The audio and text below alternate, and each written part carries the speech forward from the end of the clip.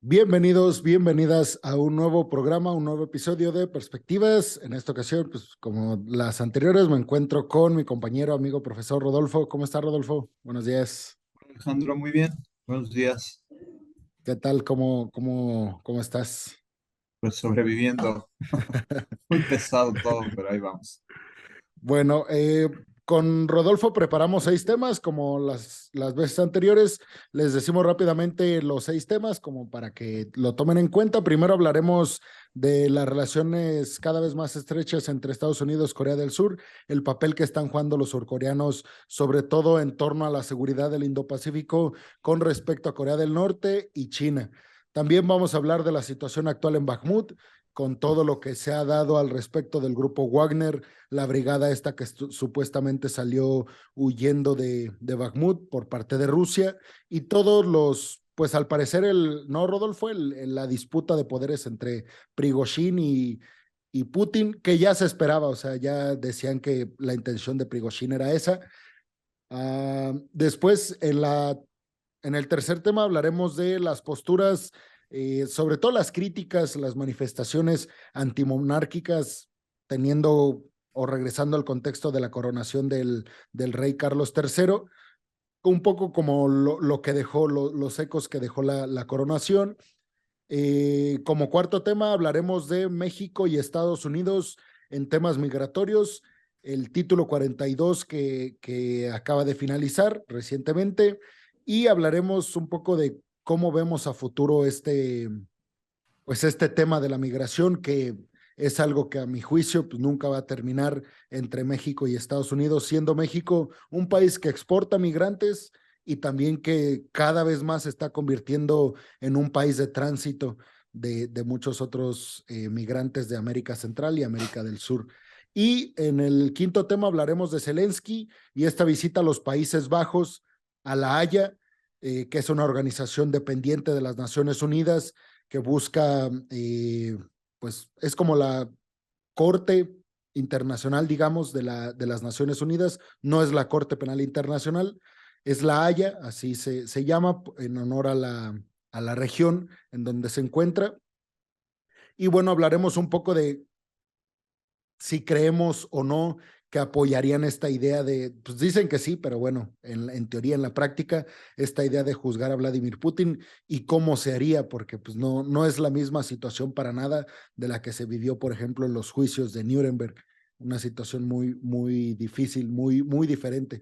Y cerraremos el video hablando de las relaciones, perdón, las acusaciones a Donald Trump, su culpabilidad en un juicio que ya se le hizo, todo lo demás que acarrea la figura de Donald Trump. Y bueno, pues como saben, Donald Trump es una figura que estaremos abordando mucho, sobre todo por la relevancia que tiene no solamente en Estados Unidos, ojo, es una relevancia que va a repercutir a niveles internacionales, siendo Donald Trump un presidente como con una visión mucho más nacionalista, menos intervencionista, o sea, muy diferente a lo que tenemos ahora con los demócratas y con este alineamiento, al parecer, de Occidente conforme a China, Ucrania, Medio Oriente y todos estos temas globales. Entonces, bueno, Rodolfo, pues comenzamos entonces con el primer tema, Corea del Sur y Estados Unidos.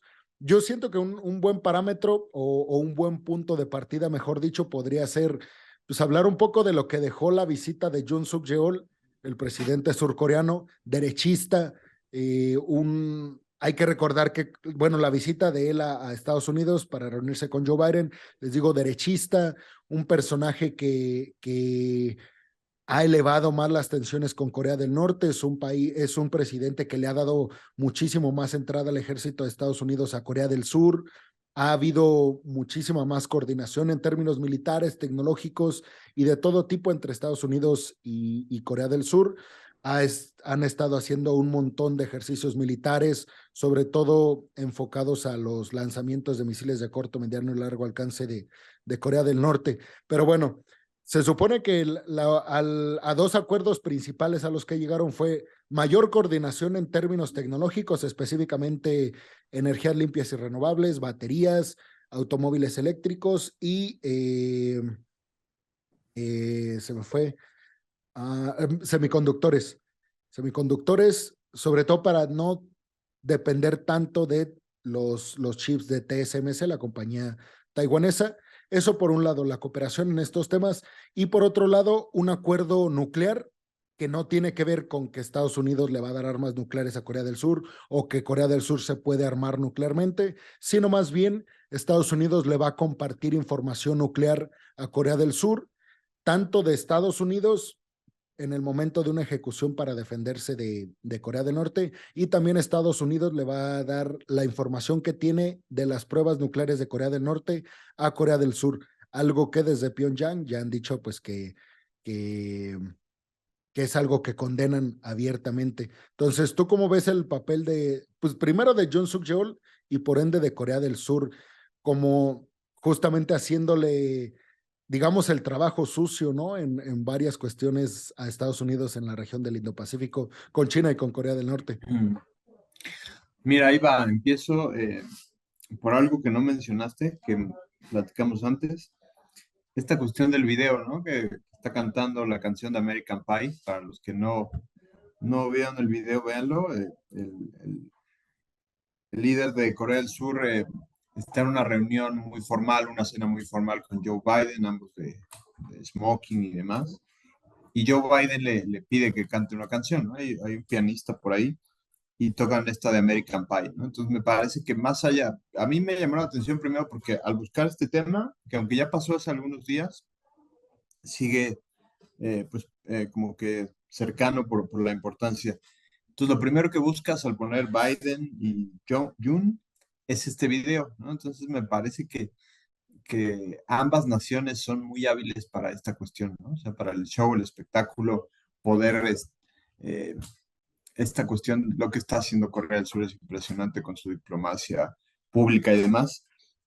No es que eso sea lo importante de la reunión, pero eso fue de lo más sonado y me parece que no es algo casual o que se haya dado en el momento. Estaba totalmente planeado, obviamente. Y creo que tú mencionas al tipo, ¿no? Alguien de derecha, a lo mejor que podríamos pensar en un perfil un poco más duro, más firme, pues se construye esta imagen más alivianada, ¿no? Y sobre todo, pues yo diría casi que hace una serenata a la sociedad gringa, ¿no? Esta cuestión sobre todo la canción, ¿no? No es cualquier canción. Entonces, me parece interesante, pero bueno, eso ahí te lo dejo para que lo comentes. Lo otro, efectivamente, o sea, me parece que me voy a centrar un poquito más en el tema nuclear. En el contexto de los 70 años de la celebración de relaciones entre ambos países, me parece interesante cómo John habla o Jun habla de esta cuestión de la fortaleza de las relaciones entre ambos países, ¿no? O sea, esta cuestión, sí, económico, pero sobre todo lo militar. Y en esencia, es muy interesante cómo, sí, en lo económico se está hablando de la sustitución, esta cuestión de microchips, vehículos, baterías y demás, pero sobre todo lo que dice esta declaración de Washington que firman es la cuestión nuclear, ¿no? Que Corea del Sur básicamente va a cesar con sus avances en todo el tema de tecnología nuclear y demás, y lo que va a hacer Estados Unidos es asumir esta responsabilidad de si hay alguna cuestión que Corea del Norte ataque, esto que tú mencionabas de los ejercicios nucleares y demás, Estados Unidos va a responder, ¿no? Entonces, básicamente es esto, no continuar con el programa de armas nucleares eh, y efectivamente, ya lo mencionaste tú muy bien, este intercambio de información y mira, ahí te va, yo te voy a poner a lo mejor un ejemplo muy burdo, pero es una cuestión como, pensemos que hay tres personas y una de ellas es como el bully, el gandaya, el que siempre golpea a todo el mundo, ¿no? Y en este caso tenemos al otro, al fuerte, al grande, que es el que defiende a todo el mundo, pero también impone su propia voluntad.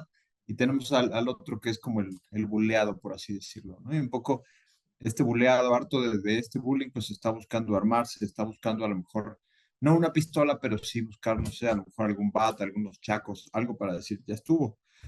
Pero el otro le dice, mira, mejor deja el armamento, no nos metamos en problemas, dámelo a mí o yo me encargo de esta cuestión y eh, enfrentamos a este gandaya, ¿no? Entonces, básicamente es eso, a lo mejor muy burdo mi ejemplo, pero vamos viendo cómo Sí, yo a partir de, créeme, de estos videos que hemos hecho, he estado investigando todo lo que pasa alrededor de China y demás.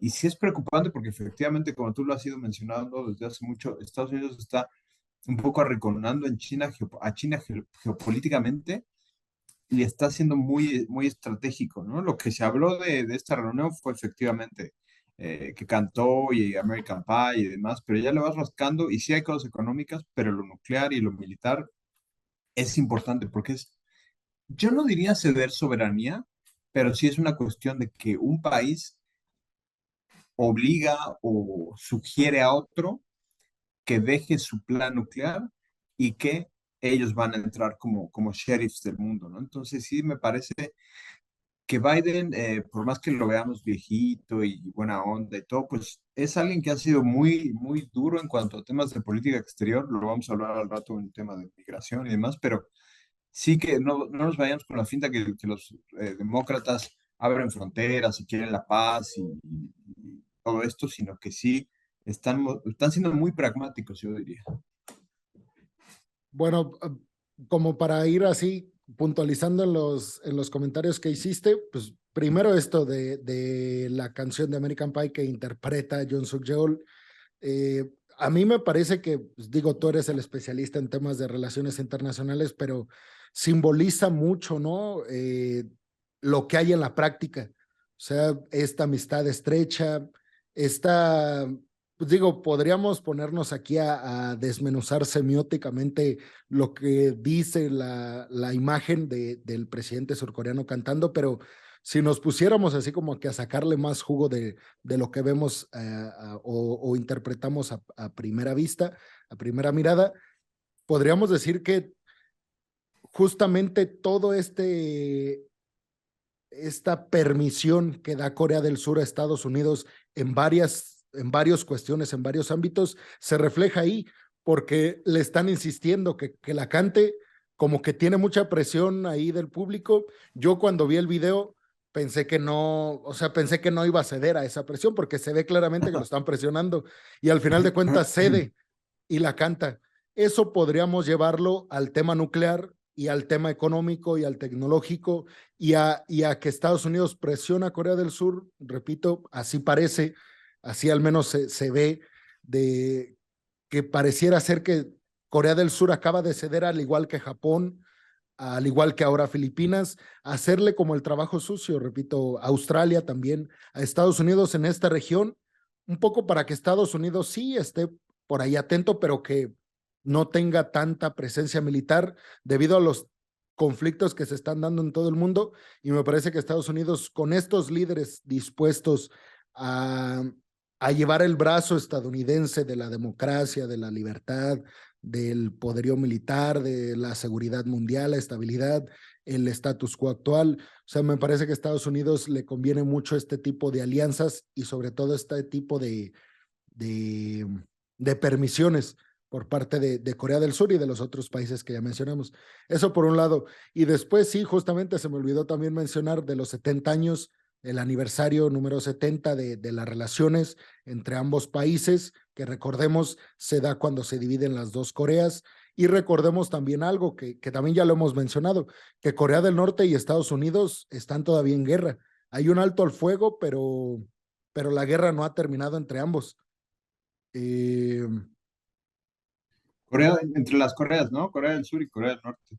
pues sí, pues sí, digamos, pero como Corea del Norte, de hecho, las banderas, ¿no? Que están en la división Sí, claro, es la de la ONU, simbolizando pues a todo este bloque ONU, Estados Unidos, Corea del Sur. claro.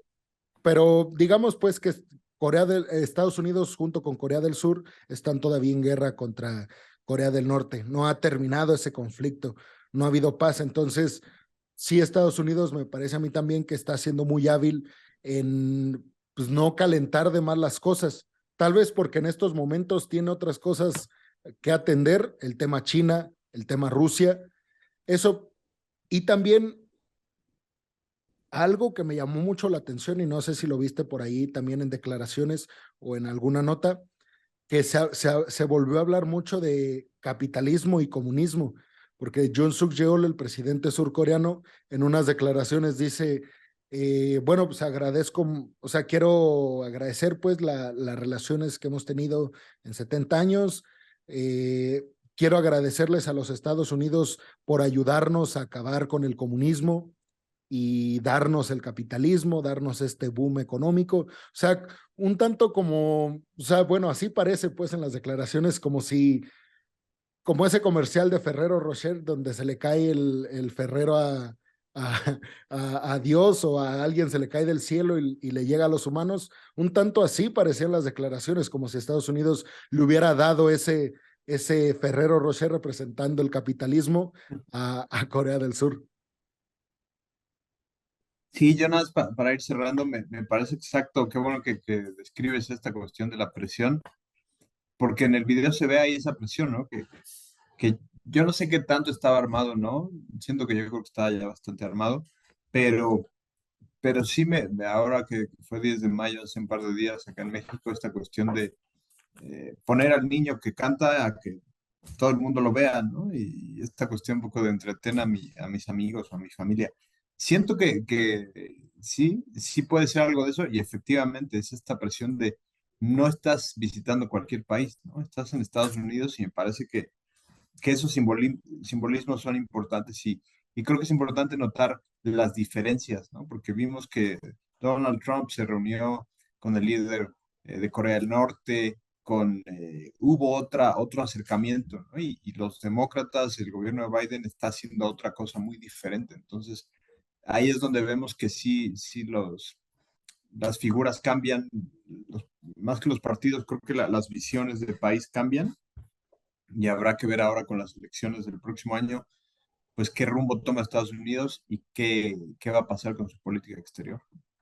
Que también pareciera ser que todos, incluido Corea del Sur, están como impulsando acuerdos, firmar acuerdos por si llega Donald Trump, ¿no? Que tener de alguna forma acuerdos ya firmados y no tener que Claro. negociar ese tipo de acuerdos con Donald Trump. Oye, y bueno, como para ya cerrar el tema este de Corea del Sur y Estados Unidos, a mí me gustaría conocer tu opinión sobre el tema de la disuasión o la ofensiva, porque pues hay dos discursos, algo así como lo que ocurre en Ucrania, pero Corea del Norte dice es que nosotros estamos lanzando misiles y queremos hacer una nueva prueba nuclear porque Estados Unidos está realizando ejercicios militares con Corea del Sur y porque están mandando destructores, portaaviones y hasta submarinos nucleares a Corea del Sur. ¿O crees que está, digo, tratando de elegir alguna postura, cuál está más apegada a la realidad? ¿O crees que la otra postura de Estados Unidos y Corea del Sur que dicen, nosotros estamos disuadiendo cualquier intención de que Corea del Norte ataque a Corea del Sur? ¿Cuál versión crees que está más apegada a la realidad? ¿El que supuestamente disuade o el que supuestamente está atacando? Mira, me parece que no van tan separados, porque al momento de disuadir también estás armándote y estás generando tensión, ¿no? Entonces creo que yo siento que es disuadir un poco más a Corea del Sur, pero prender las alertas en Corea del Norte, ¿no? Porque es una nación que me parece que tiene la capacidad militar para sí, para empezar una guerra, pero creo que ahí las alianzas serían más en Corea del Sur, obviamente, por todo Occidente, por todo lo que representa. Entonces siento que Corea del Norte, si bien es una dictadura y hablamos que es un país que hay cosas que no entendemos, pero siento que es un conflicto que yo vería más hacia China y todo esto que hemos estado hablando anteriormente, ¿no? Esa zona de interés para zona de influencia y demás para Estados Unidos, que creo que sí es preocupante porque cada vez se están armando más las cosas, los territorios y demás. Y bueno, eh, el tema de Japón, ¿no? Que para los que no tengan en cuenta esto, para que lo sepan, Japón y Corea del Sur para nada, digamos que han tenido un pasado, los une la relación con Estados Unidos, pero al mismo tiempo están distanciados por el pasado de intervención japonesa en Corea del Sur, en Corea, que fue bastante pues dañino para la sociedad surcoreana.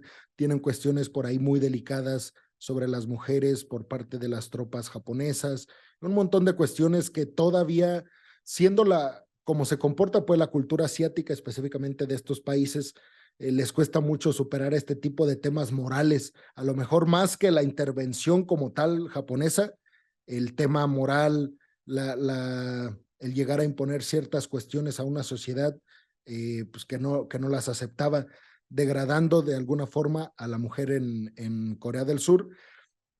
Ya hablaremos de Japón en su momento, pero se reunieron Kishida y Yoon Suk Yeol y pareciera ser que este impulso que están teniendo para mejorar sus relaciones tiene más que ver con presión de Estados Unidos que les está diciendo tienen que estar coordinados, tienen que estar aliados porque, o sea, a final de cuentas tienen intereses comunes, ¿no? Que es mantener el status quo, evitar o tratar de evitar en la mayor medida posible una invasión a Taiwán, tratar de evitar que Corea del Norte siga armándose nuclearmente y todos estos temas. Pero como conclusión, yo diría que Estados Unidos está siendo muy hábil, se está notando claramente, a mí me parece, es evidente que está buscando rodear a China y me parece muy, pues no, o sea, no sé qué herramientas utiliza para negociar, pero me parece muy astuto porque pues estos países, específicamente ahí del Indo-Pacífico, están haciendo el trabajo sucio de Estados Unidos, un poco para no distraerse o focalizarse únicamente en una zona que sería esta del Indo-Pacífico. Y bueno, pues pasamos entonces al segundo tema, que es el tema de Bakhmut, la situación que está ocurriendo en Bakhmut entre Prigozhin y Vladimir Putin, los dimes y diretes que hay, las teorías que hay al respecto de si todo es planeado, de si realmente se están enojando el grupo Wagner y el ejército ruso, eh, lo que se dice que ha ganado Ucrania en cuanto a territorio en estos últimos días. Un poco para contextualizar, la batalla por Bakhmut empezó más o menos en agosto del año pasado. Rusia pensó también que la iba a conseguir pronto. Nadie sabe hasta estos momentos por qué es tan importante Bakhmut.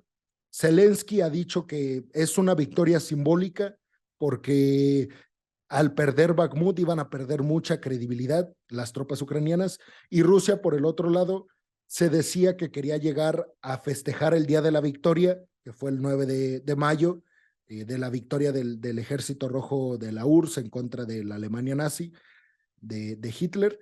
Se decía que quería llegar un poco Vladimir Putin con ese trofeo, ¿no? De decir, bueno, conquistamos Bakhmut, a pesar de todo, aquí está. No lo consiguió y me parece que de ahí ha venido pues esta crisis aparente entre Prigozhin, el grupo Wagner y Vladimir Putin, que en estos momentos lo que se ha dicho es que una brigada rusa abandonó el campo de batalla en Bakhmut.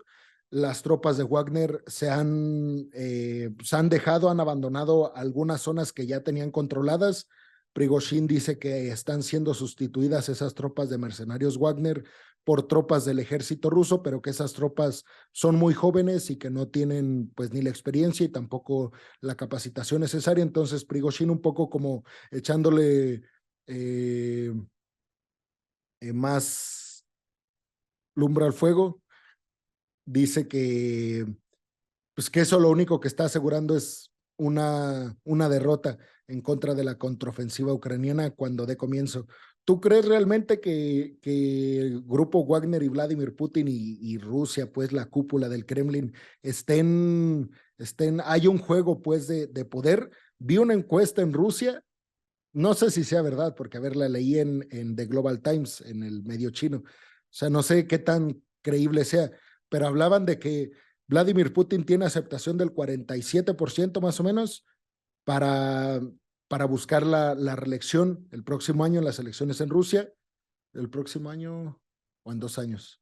Bueno, en las próximas elecciones, no recuerdo bien si son en el 24 o en el 25, pero bueno, en las próximas elecciones. Y quien está en segundo lugar con 38-39 es Prigozhin.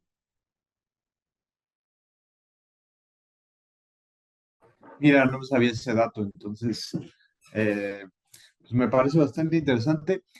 Yo siento que el video es bastante fuerte, no sé si lo han visto, pero este video donde efectivamente Prigozhin muestra los cuerpos de los combatientes caídos, ahí yo lo vi en un medio de comunicación, se difumina un poco ahí, lo borran, pero sí se nota que son cuerpos, entonces me parece que estas alianzas entre, pues no sé si llamarle dictador a Vladimir Putin o alguien con ese liderazgo y un grupo militar privado, para decirlo de manera muy general, lo que es el grupo Wagner, creo que pues nunca va a salir bien, ¿no? O sea, me parece que la lucha de egos, la lucha de poder es muy compleja y es muy interesante ahora que me das este dato que él es de los que está después de Putin el más fuerte en las encuestas, pues él habla en el video habla de esta muerte de voluntarios, ¿no? Para que funcionarios engorden.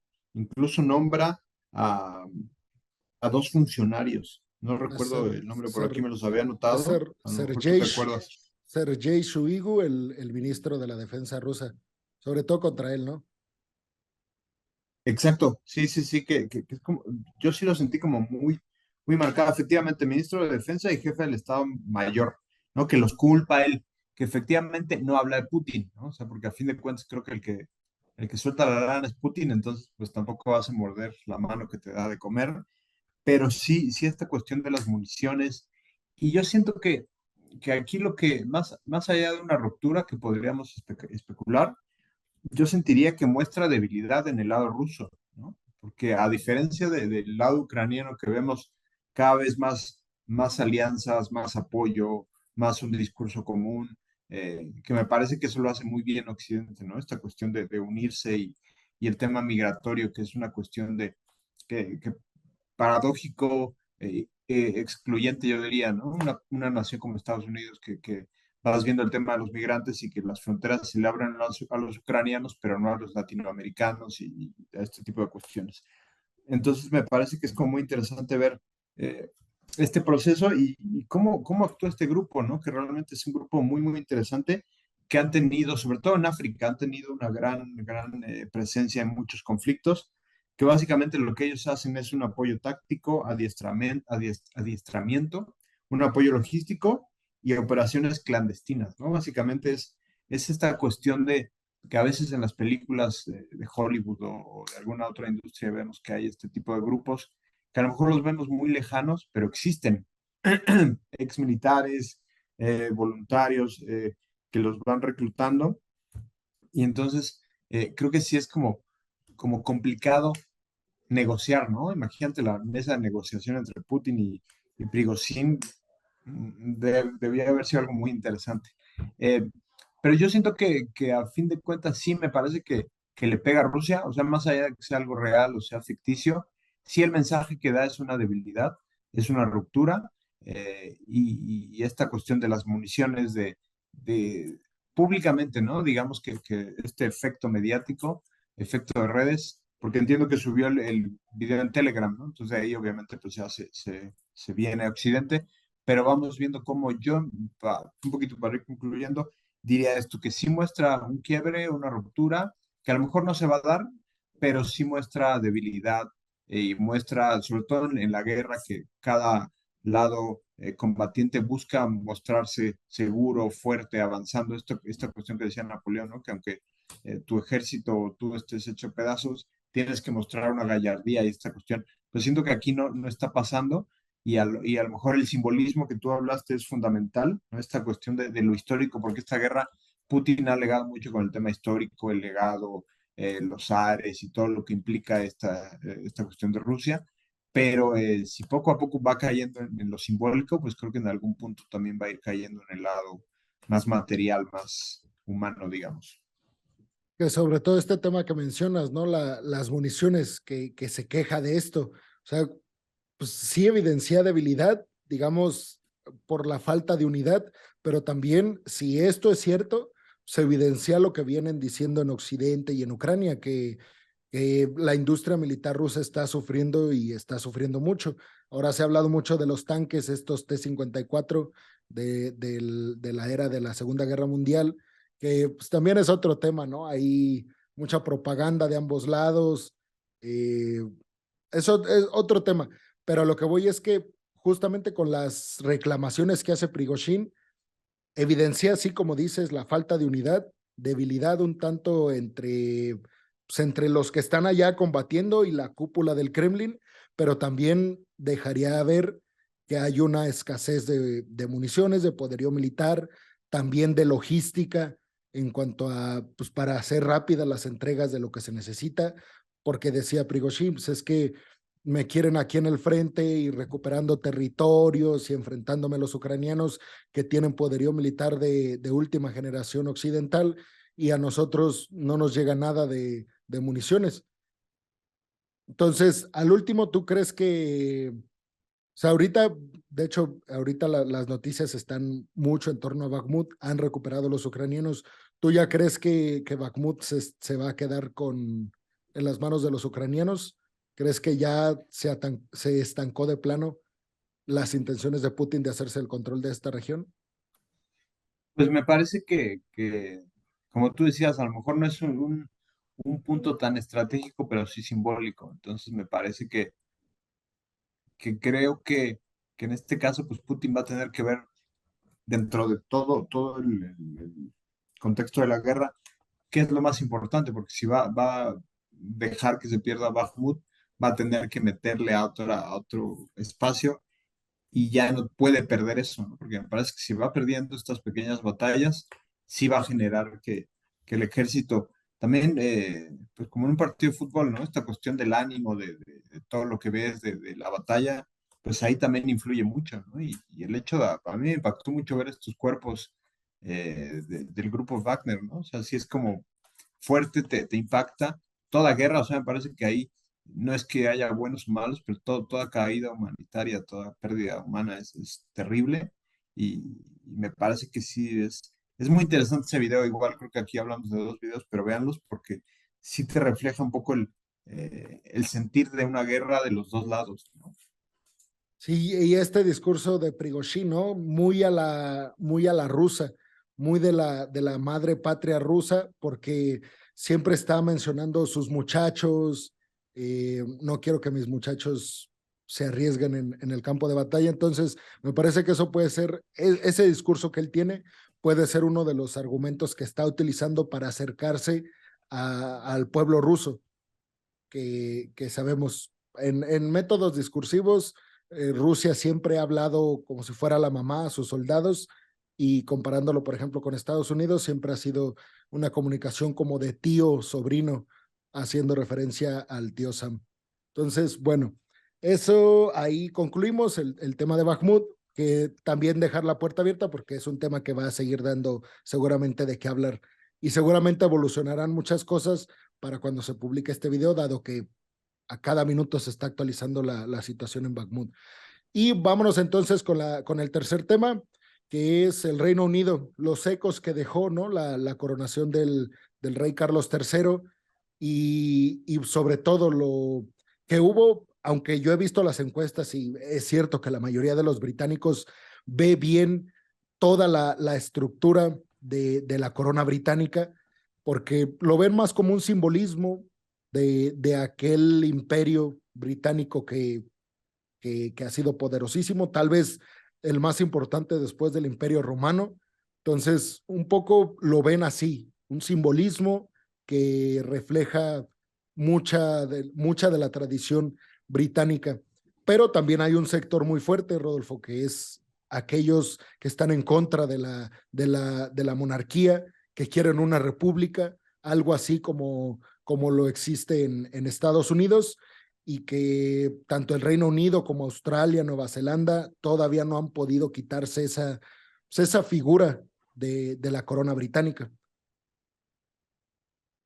A mí me llamó la atención este tema, por eso lo traje acá a la mesa, porque me parecía interesante ver las protestas en Londres, eh, previo incluso a toda esta cuestión del show que vimos y demás.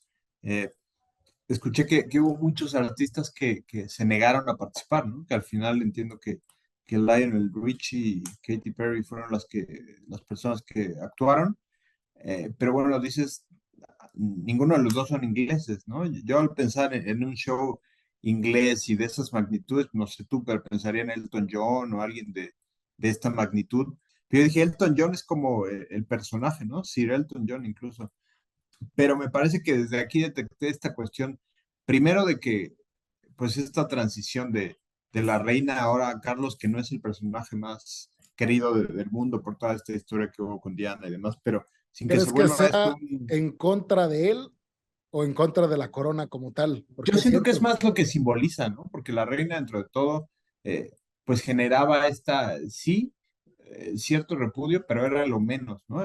La mayoría efectivamente era como esta figura de madre que hace rato hablabas de Rusia, esta cuestión de quien unía al país, quien unía a los ingleses, a todo el Reino Unido y demás. Entonces, siento que sí, también Carlos no ayuda mucho en eso, pero ya venía habiendo quiebres, ¿no? O sea, porque yo leía declaraciones, sobre todo de la gente común que decía, bueno, como un jefe de Estado hereditario es antidemocrático y elitista en este momento, en este siglo XXI. Efectivamente, es un menor porcentaje porque tú efectivamente dices esto, muy bien esto de cómo el simbolismo y lo que representa, y muchos dicen que la derrama económica para el país, de que va los turistas y demás, es muy impresionante. Yo recuerdo que sí vi el Palacio de Buckingham y sí te impresiona, o sea, esta cuestión del cambio de guardias y todo lo que hay, pero pensando en las desigualdades que hay en el mundo, sí dices, "Bueno, ¿cómo puede ser que en este momento sigamos con este tipo de monarquías, ¿no? Que el pueblo inglés siga efectivamente pagando?" Por ahí decía, eh, ahí te leo algo rápido que saqué de una entrevista, no me acuerdo si de la BBC o de la DW, de algunos ingleses.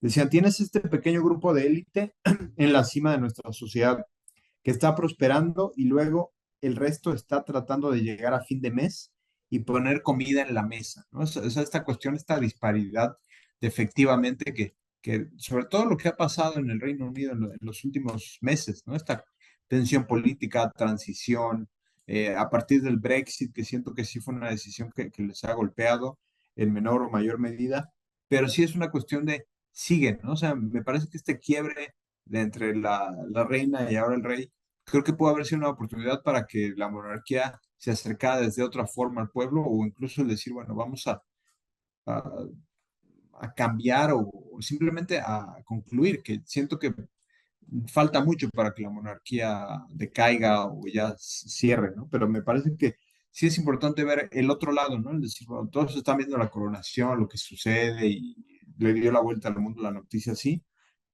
pero ese sector que apenas llega a fin de mes, que, que le enoja esto y a fin de cuentas dicen, bueno, están pagando con nuestros impuestos todo este show, ¿no? Entonces sí creo que, y mantenemos a una monarquía que realmente pues no hace nada, ¿no? O sea, realmente, efectivamente, como tú dices, es simbólico también que dijeras, bueno, es alguien, genera, además del turismo, genera alianzas, o hay mayor lazos con otros lo que países, se sí hace a hay la reina, visitas. ¿no?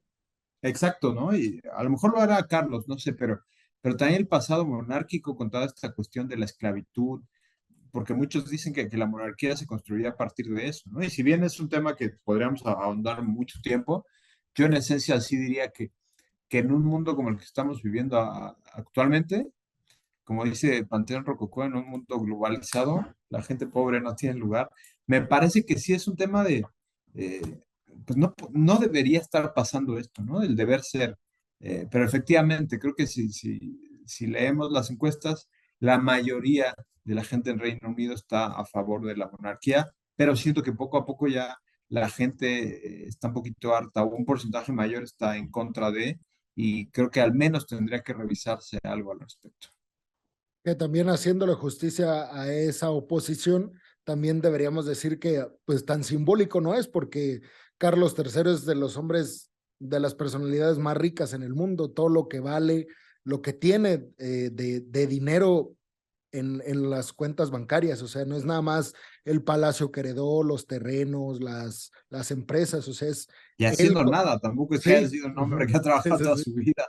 Sí, sí, sí, por eso te digo, o sea, tampoco es tan simbólica el hecho de mantener ahí esa estructura. Es una estructura monárquica que sí merma los ingresos de las personas. O sea, sí, literalmente hay dinero que debería ser para las personas y que se está yendo a los monarcas que, si lo comparamos con la reina, pues no hace prácticamente nada. La reina hacía muy bien en su papel de unir, de sí, de dialogar diplomáticamente con los principales líderes mundiales, algo que se ve muy complicado. De hecho, me llamó la atención que Joe Biden no estuviera. Hubo muchos líderes políticos alrededor del mundo que no estuvieron. Por supuesto, la mayoría de europeos, sobre todo de la presidenta de la Comisión Europea, o sea, los líderes europeos como tal, sí estuvieron, pero me llamó mucho la atención que, por ejemplo, en el funeral de la reina, sí estuvo Joe Biden, estuvo Blinken, no, Joe Biden no estuvo, pero estuvo Blinken, estuvo Macron, estuvo Scholz, estuvieron las principales figuras políticas alrededor del mundo. Y ahora, en la toma del nuevo rey, ninguno de ellos estuvo. Eso es algo también que nos debería llamar la Da un atención porque mensaje, sí, claro. da un mensaje que ya esa figura ni siquiera es apoyada a niveles pues internacionales como sí lo era la figura de la reina Isabel. Y bueno, entonces vámonos al siguiente tema que es migración, que ahí vamos a dar un giro de 180 grados.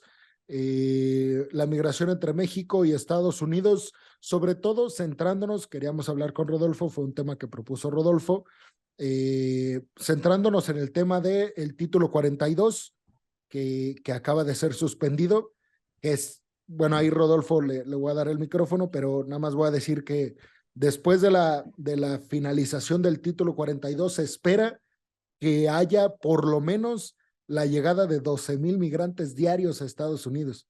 Eso, por supuesto, podría causar una crisis con Estados Unidos, pero lo que sin duda va a causar es una crisis en México, en la frontera con Estados Unidos, porque todos esos migrantes, bueno, ya ahorita lo explicará Rodolfo a fondo, pero esos migrantes que quieren pasar a Estados Unidos, básicamente lo que necesitan es haber pedido asilo político a otro país, a un país tercero, le dice Estados Unidos, que en este caso sería México.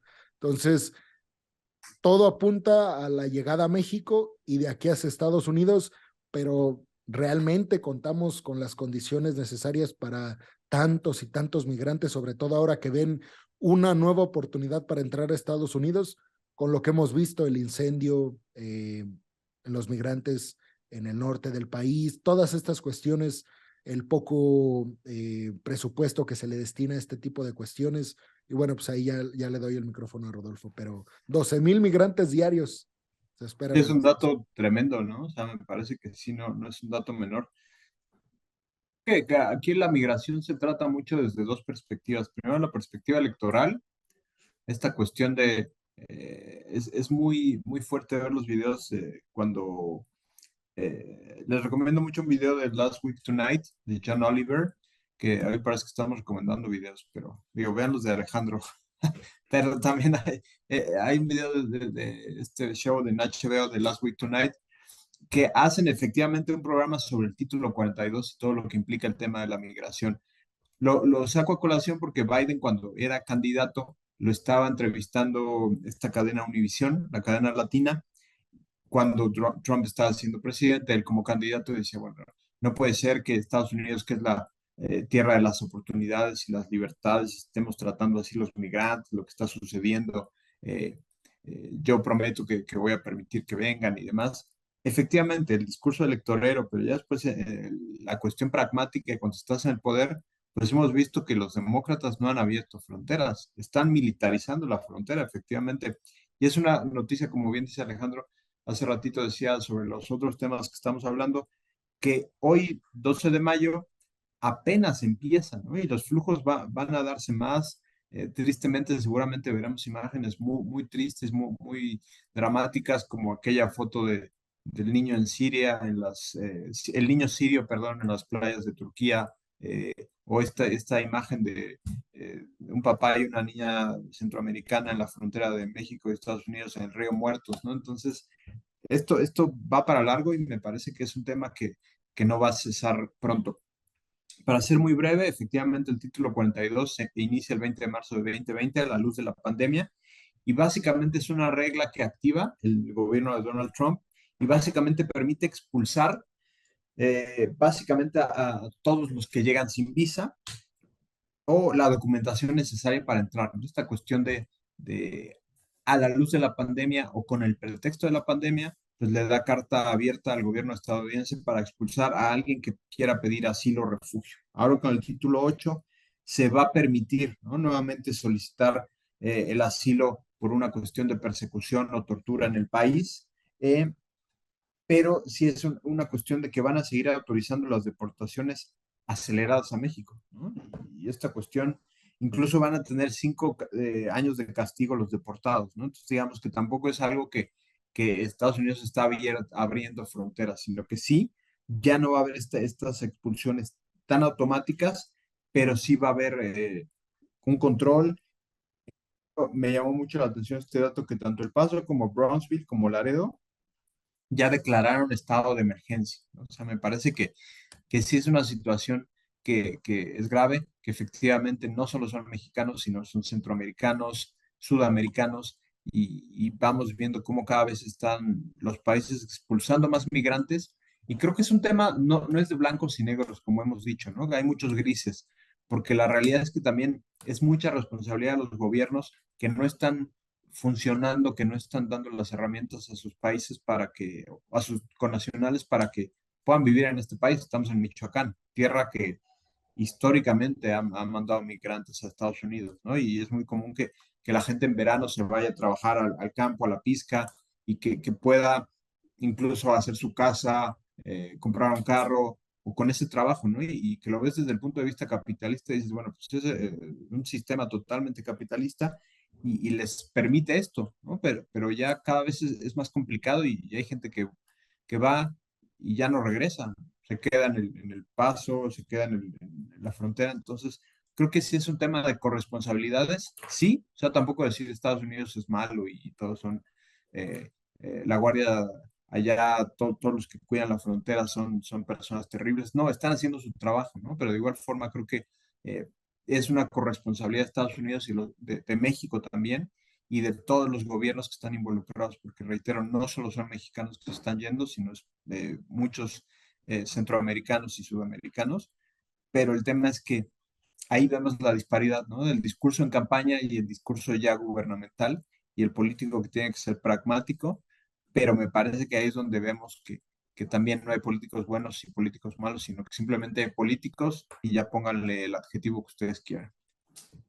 Y también justamente lo que mencionas, ¿no? Hay como dos tipos de migrantes, de unos casi no se habla en estos momentos. Se está hablando de aquellos que están pidiendo asilo, que quieren de alguna forma entrar por la vía correcta, entre comillas, a Estados Unidos, pero están los otros, los que se arriesgan y pagan una cantidad de dinero grande además. Muchos inclusive se endeudan y llegando a Estados Unidos tienen que seguir pagando esos créditos que les dieron los mismos familiares que ya están en Estados Unidos o para los patrones a los que llegan a trabajar. O sea, yo sé, yo tengo muchos amigos en la construcción en Estados Unidos y uno cuando escucha todo esto pensaría que, híjole, se está poniendo complicado pasar y la realidad es que no, o sea, los migrantes mexicanos, hondureños, guatemaltecos, salvadoreños, siguen y siguen pasando y en las mismas cantidades. La gente sigue llegando, nada más que sí, hay que tener en cuenta que los que están sufriendo más y de los que se está hablando en estos momentos son sobre todo familias y son personas que van acompañados de hijos que no quieren arriesgarlos a pasar así. Y también se da mucho el caso de, yo también he conocido personas que a lo mejor no lo han hecho, pero que lo han intentado o han conocido, son cercanos a personas que sí, de que intentan pasar con un niño, con una niña que no son de ellos, pero al hacerlo así, te aseguras que te den por lo menos otras ventajas a la hora de pedir asilo, de pedir, pues, sí, asilo político, por la razón que sea económica, de crimen organizado, de lo que sea. Estaba viendo que este tipo de leyes se va a aplicar, y ya con esto cierro, a las, pues sobre todo va encaminado, me parece a mí, a las personas de Centroamérica, porque, y bueno, y de Sudamérica, que lo son menos los que vienen hacia acá, pero sobre todo de Centroamérica. Pero todas estas cuestiones, si nos ponemos a analizarlas, ya las teníamos los mexicanos. O sea, el hecho de penalizarnos con 5 años si intentabas cruzar ilegalmente ya estaba. De hecho, si intentas cruzar o descubren que cruzas con visa de turista o visa de estudiante y trabajas, igual son 5 años sin que puedas solicitar algún permiso, ni siquiera entrar al país. Entonces, son cuestiones que nosotros los mexicanos ya teníamos, son reglas que nosotros ya teníamos y solamente se las están poniendo más complicadas a los centroamericanos, que eran los que la tenían mucho más fácil que los mexicanos por el tema social en sus países. Entonces, vemos que, pues sí, Estados Unidos para nada le está haciendo justicia a eso que pregona, ¿no? La libertad, los derechos humanos, la tierra de la tierra prometida, la tierra de las oportunidades que se supone es Estados Unidos. Está, digamos, truncando muchos sueños americanos. Y veremos a futuro si eso le benefició o le terminó perjudicando, porque Estados Unidos, el motor de Estados Unidos, sin lugar a dudas, es la mano de obra latina.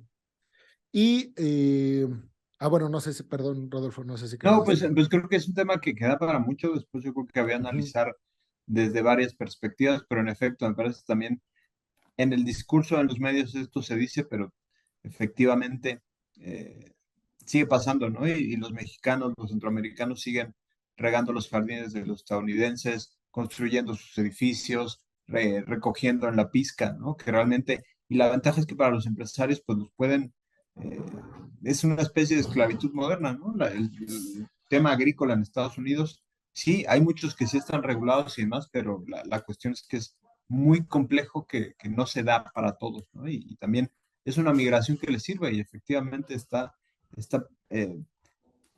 a muchos no es que la permitan, pero saben qué pasa y no va a cortarse. Y este dato que dabas, reitero, 12,000 migrantes diarios, es un dato impresionante. Y bueno, entonces, pues pasamos al penúltimo tema, al tema de Zelensky y su visita a los Países Bajos, a La Haya, principalmente en búsqueda de la formación de un tribunal de guerra para juzgar los crímenes que él dice ha cometido el ejército ruso, que ha cometido también Vladimir Putin. Y lo que decía Zelensky, además de lo que habló con Mark Rutte, el primer ministro de los Países Bajos, también decía, bueno, queremos aviones F-16. Mark Rutte, el primer ministro neerlandés, dijo que había avances en las conversaciones occidentales para precisamente entregarle aviones F-16 a Ucrania. Pero el tema que preparamos con Rodolfo era, ¿tú realmente crees, Rodolfo, que los occidentales creen como tal un tribunal específico para juzgar a los rusos por los crímenes de guerra, sobre todo en Bucha? Porque Zelensky dijo, necesitamos todas sus agencias de investigación, de inteligencia, porque queremos comprobar a niveles internacionales que los crímenes se cometieron y se perpetuaron con base en la actuación pues del ejército ruso, sobre todo en Bucha y en Impir, me parece. Entonces, ¿crees realmente que se juzga a Mira, Putin? ¿Lo ves yo no ahí? lo descartaría totalmente, pero lo veo lejano, ¿no? Sobre todo por el peso político de Rusia en las relaciones internacionales. Efectivamente, ¿no? Zelensky está hablando de esta responsabilidad histórica, de que es inevitable el castigo de crímenes para evitar nuevas guerras. O sea, me parece que en el texto, en el manual, él tiene todo para presentar un caso, efectivamente, ¿no? Pero, eh, en primer lugar, Rusia no es miembro de o ratificó la Corte Penal Internacional. La ratifica cuando se crea en el 2000, pero en 2016 se retira teniendo en cuenta el tema de Crimea y todo lo que sucede, ¿no? Entonces, el problema de estos organismos internacionales y es esta cuestión es que muchas veces son recomendaciones, son de buena voluntad, Y es esta cuestión de cuando ya a ti, Estado-nación, las cosas no te convienen, no te cuadran, te sales o simplemente no lo reformas. El tema del Consejo de Seguridad es lo mismo, ¿no? O sea, Rusia tiene el derecho de veto, entonces lo mismo ha hecho Estados Unidos, ha hecho China, Francia y Reino Unido, que son los miembros permanentes del Consejo de Seguridad.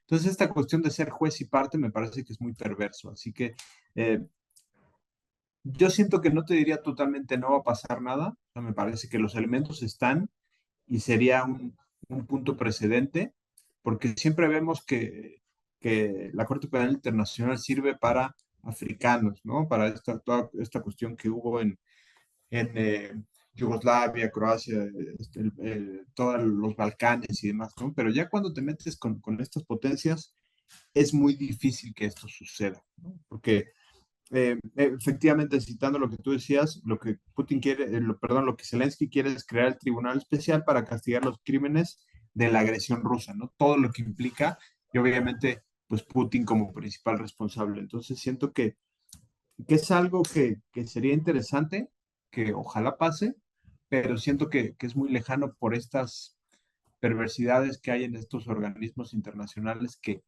eh, les permite a las naciones salirse, ¿no? Incluso muchos dicen que, o ahí revisando si el Consejo de Seguridad eh, dictamina que aunque el país no sea firmante y se tiene que investigar al respecto, se puede hacer, pero pues el Consejo de Seguridad, uno de los miembros es Rusia, entonces ahí te das cuenta que no va a pasar. Entonces me parece que no estoy diciendo que todos los organismos internacionales están mal y por ahí alguien decía hace unos años, mandar al diablo a las instituciones, no, están como en periodo de construcción, pero sí hay que repensarlas y reformarlas porque este tipo de cuestiones, creo que este conflicto nos ha hecho ver otra vez la incapacidad de estos organismos de realmente generar o proteger a los ciudadanos, ver una visión humanitaria y dejar de recomendar, sino realmente actuar. Entonces, pues creo que por ahí va el tema.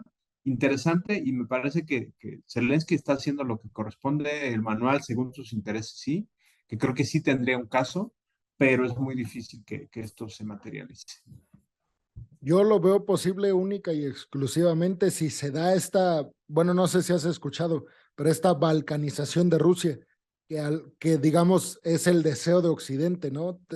Se imagina este mundo donde Rusia pierde en Ucrania, esté muy debilitada en todos los sectores y se desencadenen, pues digamos, por ejemplo, en Chechenia, que quiera salirse de la Rusia de Moscú y otras regiones también que la URSS conquistó. O sea, como que es el deseo occidental. Yo veo que en ese caso sí se daría el juzgar a Vladimir Putin, porque digamos sería una Rusia destruida, algo así como lo que pasó con la Alemania nazi, pero me parece que si no hay esa balcanización, yo veo casi imposible que se dé precisamente por eso, porque Rusia sigue teniendo pues mucho peso. De hecho, pues es uno de los países que mueve toda la cuestión de seguridad mundial, precisamente por el Consejo de Seguridad de las Naciones Unidas. Y entonces, pues vamos a cerrar con el último tema, que es pues, todo el tema de Donald Trump, todo lo que hay alrededor de la figura de Donald Trump, ahora pues que pues ya se le comprobó que efectivamente hubo un crimen de su parte en contra de la parte acusatoria, que lo acusaba, para que no nos censuren el video, no vamos a decir el cargo, pero era agresión de tipo, mmm, ¿cómo podremos decirlo para que no nos censuren el video? Eh, digamos, crímenes en contra Las mujeres, ¿no? de esta mujer, ajá, sí, de esta mujer, cuestiones sexuales, y que ahí le vamos a poner un mute a esa palabra, pero bueno, de estas cuestiones que pues, son graves con Donald Trump, muy graves, porque además tiene otras detrás. Y bueno, ahí te dejo a ti que tú fuiste la persona que propuso el tema y seguramente lo traes por ahí más fresco y ya hacemos este rebote. Ok, me tacho la palabra es abuso y otra palabra, pero no la Ajá. diré. Básicamente, pues él va a pagar 5 millones de dólares, ¿no? Que dirán, bueno, para alguien como Trump que dice que tiene tantos millones y eso no le afecta tanto. Pero a mí me llamó mucho la atención sobre todo el lado republicano, ¿no? Cómo tomaron esta cuestión, porque era esperable que Trump obviamente dijera que no era cierto, que pues a Jen Carroll, esta escritora, la tachó de muchas cosas, eh, pero básicamente está otra vez diciendo que es una cacería de brujas, que es una vergüenza, que fue el peor lugar que lo juzgaran, ¿no? Porque fue un juzgado en Nueva York, entonces un juzgado que decía que era pro Hillary Clinton, que digo, bueno, creo que el odio que tiene a Hillary Clinton es impresionante, ¿no? Pero esta cuestión, lo que a mí me llamó mucho la atención fueron reacciones de ciertas personas en el lado republicano. El exgobernador de Arkansas, Hutchinson, que él también entiendo que está buscando la presidencia, él decía que el veredicto del jurado debe ser tratado con seriedad. Y es otro ejemplo del comportamiento indefendible de Donald Trump, ¿no? Por ahí otro senador también mencionaba, John Thune, eh, que es el número 2 en el Senado de los republicanos. Él decía, creo que va a haber un ruido de tambores continuo durante los próximos 2 años mientras sea candidato, ¿no? Entonces, digamos que este alineamiento que veíamos quizás o pensábamos que iba a darse en los republicanos, ya al ver que Trump estaba siendo el candidato, creo que a lo mejor esto no que lo tire, pero sí tambalea un poco o pone dudas, ¿no? Porque este personaje así es, ¿no? O sea, Donald Trump trae otros cargos por otros juicios, por otras cuestiones que se le están tomando, como la cuestión del toma de Capitolio, los casos fiscales, casos de impuestos. O sea Entonces, que me te, parece que o sea que te ganaría la apuesta por Ron DeSantis. yo siento que Hay, todavía no. hay posibilidades. O sea, me parece que las carnitas que me vas a invitar todavía los puedo ganar, pero no va a llegar eh, tan poderoso, digamos. O sea, yo siento que a pesar de eso, o sea, sí lo pongo en la mesa porque sí, sobre todo yo quería traer este tema por las implicaciones que tiene a nivel internacional también la figura de Donald Trump, las elecciones en Estados Unidos y demás. Entonces, creo que el tema es que yo siento que no hay un rival que le pueda ganar la carrera a Trump. O sea, yo realmente DeSantis, todos estos que puede haber, no los veo fuertes, te soy muy honesto. Pero siento que sí, eh, mina, sí, bueno, la credibilidad de Trump creo que está minada desde que salió en los medios, pero me parece que sí, poco a poco al sector de las mujeres, o sea, se está como visualizando muy claro hacia qué sector esto sí le pega, ¿no? Entonces me parece que sería interesante ver tú qué opinas al respecto, pero sí creo que sí es un precedente para ver qué va a darse. Y ya no es una cuestión de calumnia y demás, sino es algo que ya un juzgado dijo esto, ¿no? Entonces, no sé tú cómo ves la perspectiva. Sí, no sé si viste que hubo el evento este republicano en CNN, que yo apenas me enteré que está ese evento. ¿No, no lo viste? Donald Trump salió hablando en CNN. Es como un evento que le da voz al lado republicano en la CNN.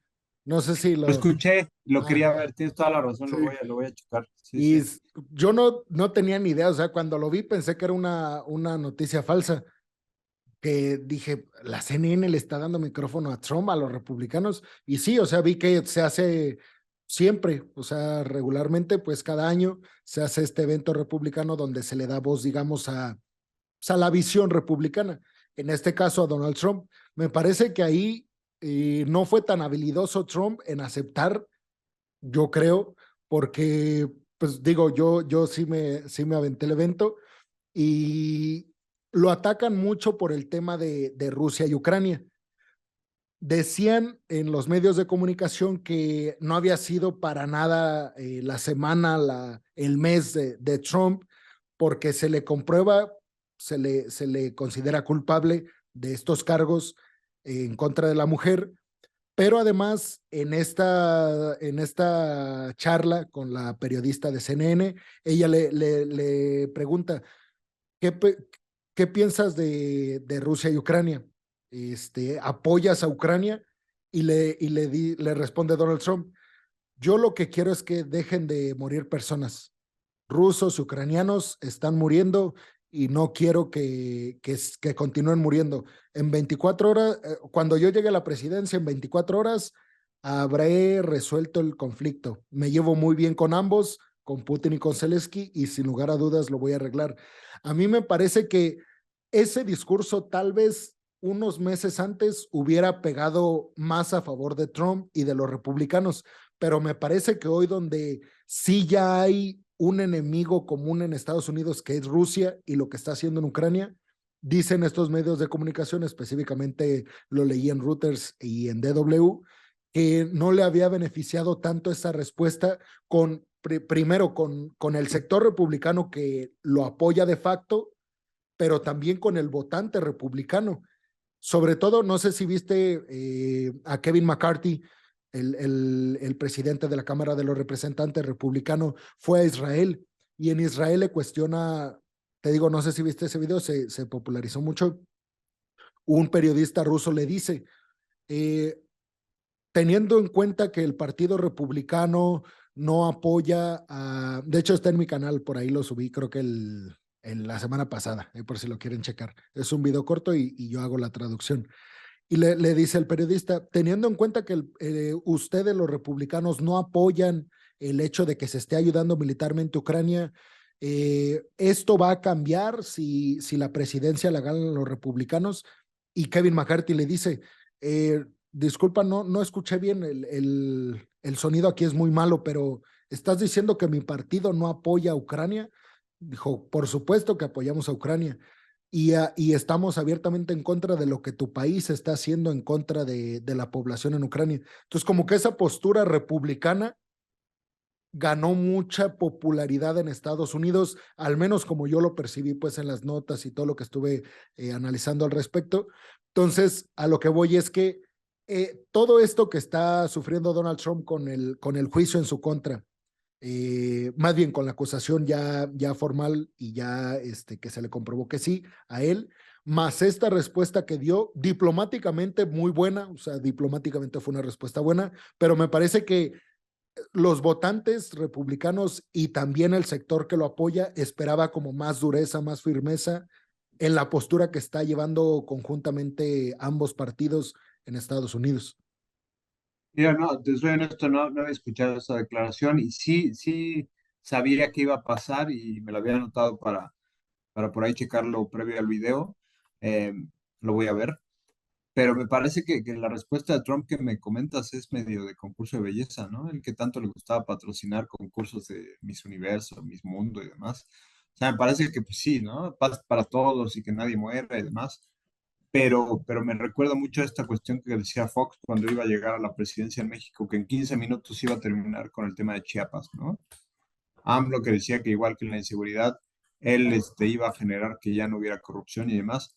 Pues sí, son buenos deseos, pero sobre todo en política exterior los buenos deseos no sirven, ¿no? Entonces me parece que efectivamente creo que los republicanos pues están viendo que ya no pueden seguir o no pueden mostrarse tibios ante la cuestión efectivamente y me parece que esa declaración pues es políticamente correcta, yo diría, por el contexto que se está viviendo.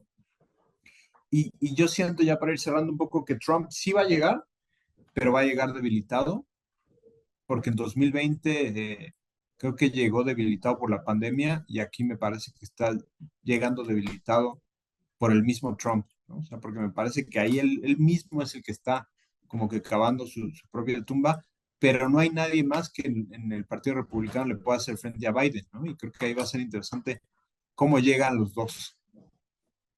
Sí, es el discurso de Trump, ¿no? Que lo llevó a la presidencia hoy, parece que irónicamente, ese mismo discurso, esa forma de ser, lo está alejando de la presidencia y, o sea que posiblemente, ¿no? Al menos hasta estos momentos, tal vez veremos a Biden otros, lo veremos saliendo por ahí, yo creo, tal vez a los 85 años de la presidencia de Estados Unidos.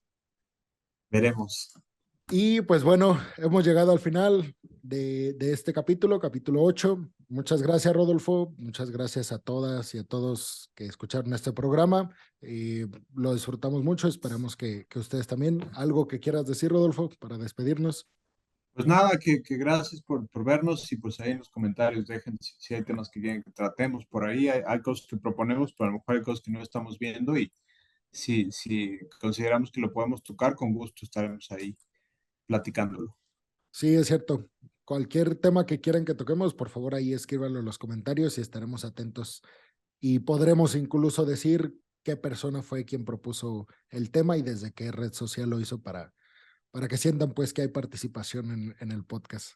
Entonces, pues bueno, les agradecemos entonces otra vez muchísimo que hayan visto este video. Nos vemos en el próximo programa. Hasta luego. Muchas gracias. Dios.